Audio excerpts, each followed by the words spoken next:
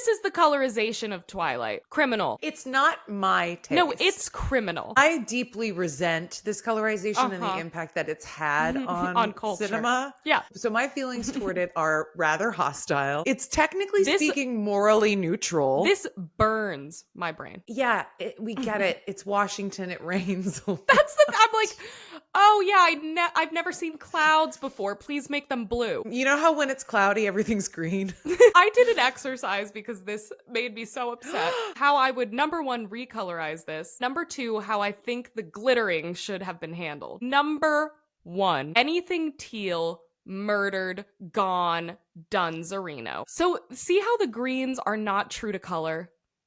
Yes. This was very in. Even photographers used to edit their colors this way. Like if you remember wedding photos from this time, they were like Do this. I ever? Oh, how unfortunate if you got married in 2008. Yes. How unfortunate. So they pulled all the greens into blue. Basically, they like pulled the slider. This is what the color should have been. Right. That's what grass looks like. True green, still overcast, purples in the highlights, if anything. And this is how they should have handled the glittering, which is just kind of like blow them out so that you have to imagine what they look like. Well, it looks also very like an homage to 1980s fantasy film. Exactly. This is what I would have done because there's no way to make somebody sparkly look hot. But this is like, what does he? I can't even imagine how good looking he is. I think there should have been pops of red, particularly from her, to show like desperation and yes. And the greens needed to stay green. The greens had to stay green. Orange can exist as an option. And I think this sort of surreal look would have really done us a lot of good, goddammit. This is as washed out as it should have ever been. I really think they could have played with punches of color to like tell the story a little bit better. I think they should have injected more reds and purples and things. No, truly, that colorization it really was does so something pervasive. To me. I think it actually happened a lot earlier in like the very, very early 2000s in the Y2K era. That's when digital post-production really started being a big thing.